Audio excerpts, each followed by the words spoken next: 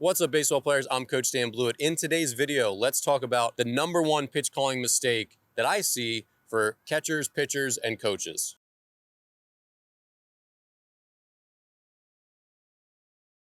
All right, so if you're new here, I'm Dan Blewett. I'm a former pro pitcher. And in today's video, let's talk about the #1 pitch calling strategy mistake that I see with coaches, pitchers, and catchers.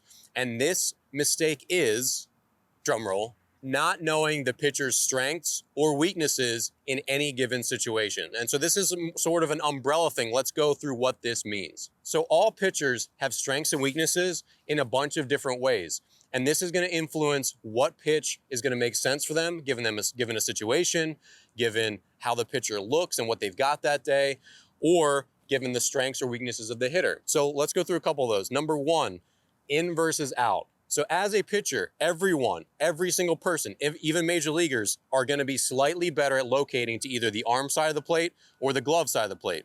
So if you're a pitcher from the pitcher's point of view, and you're a righty, this would be arm side, this would be glove side, because the righty's arm is over here and the righty's glove is over here. So arm side, glove side. So you might be better at locating to the arm side, or you might be better at locating to the glove side. And that is really important. Let me give you a quick story. I was much better at locating to my arm side as a pitcher. So I could pound righties inside all day. I was very good at locating on the inner part of the plate to righties, but it was really hard for me to get the ball all the way across the plate. You have to sort of hold on to it longer and really get through it. It was really hard for me to get into a lefty. If he calls inside fastball, that might be the right pitch for the situation, right? Maybe we went change up away, and now we've got him set up for an 0-2 fastball inside. But if he knows me, he knows that I don't make that pitch very well. I don't get the ball into lefties very well. Maybe if I throw that pitch 4 times, I get it in 1 time. And the other 3, I leave over the plate because I'm just not that good at doing it.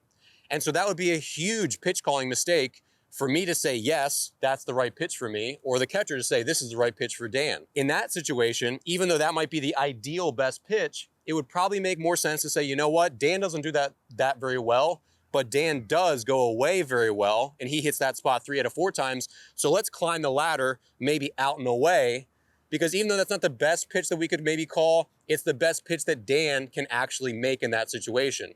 So understand laterally which side of the plate is your pitcher better at hitting his spots. And that has to be a critical part of the decision-making process when there are really important pitch calls to be made. All right, the next important factor in this pitch calling mistake is up versus down. So just like we talked about in versus out, some pitchers are really good at throwing up in the zone. Some pitchers are really good at being down the zone. And some pitchers' stuff plays better up in the zone, and some pitchers plays worse down the zone. I'll use myself as an example. I was sort of a high spin rate pitcher. So if I threw a fastball up here, almost nobody could hit it hard. The best they could do was like fly out to deep center, maybe. If I threw a fastball down, even if it was a really good one, like 94 miles per hour and well located, my fastball down sort of rose up into a hitter's bat. And so it was much easier for me to get hurt pitching down the zone than pitching up in the zone. So it's important to know, how does your pitcher's fastball play? Do they have a lot of velocity and a good spin rate and they throw a good four-seamer? They're probably going to be better up in the zone. If they have some sinking action and some tailing action and they don't throw as hard, they're probably going to be better down in the zone. If you throw a sinker up, it's a really bad result usually. It kind of flattens out, it doesn't really sink, it doesn't really move, and it's kind of slower, and it might kind of dip into their bat a little bit. So it can really make or break a game knowing whether you can go north or south with your pitcher. All right, next factor is, what pitches do they throw well, and what can they locate in a big situation? So say you throw your fastball for a strike 70% of the time, your curveball for a strike 50% of the time, and your changeup for a strike 40% of the time. If the game's on the line, do those numbers change? Does a pitcher get more confident with something and less confident with others? That often happens. For pitchers who are maybe like borderline confident with their curveball or their changeup or their slider, and now the game's on the line and you're calling a slider, a pitch that they're like not that confident in, their confidence might really plummet, or their confidence might really plummet in that situation, because they're like, I got to throw a really great changeup right now, but my changeup's not that good sometimes, and then it just like it spirals.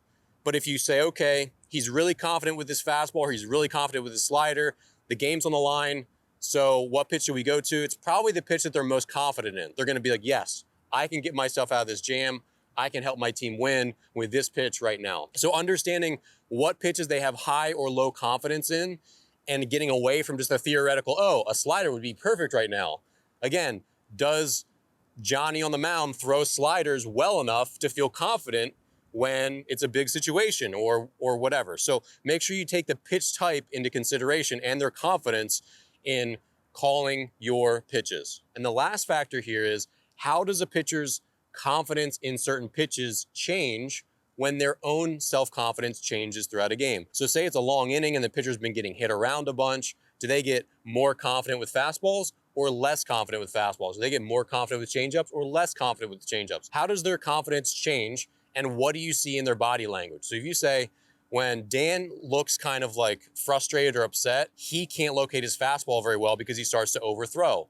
So let's go to some changeups early to get some strikes, and then we'll go back to the fastball where he can overthrow it late in the at-bat. Or say, you know, when Dan's in a big situation and he's feeling nervous, he just really doesn't locate his curveball well at all. So let's stay away from that. We'll get some strikes with fastballs, then we'll go to changeups, or maybe go to a curveball if he needs to balance it, which he can probably do. So understanding how a pitcher's emotions interact with the stuff that they throw is a really important factor in making smart pitch calls. And that's just where it comes into knowing your players and knowing what you see from them in that moment. Because again, if you have a visibly frustrated, maybe angry pitcher, he's probably going to overthrow some stuff, especially if he's a big, like, hard thrower or a fastball guy. He's probably going to throw a lot of heaters up.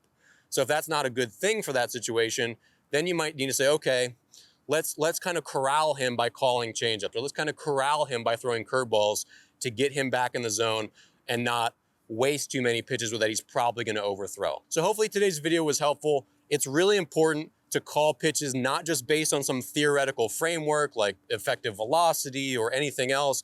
You need to make sure you're using the human element and you understand the strengths and weaknesses of all the different factors we talked about and how they factor in to a smart pitch call. All right. Thanks for watching. I hope you enjoyed this video. Subscribe below, check out my books and courses, and I'll see you in the next video.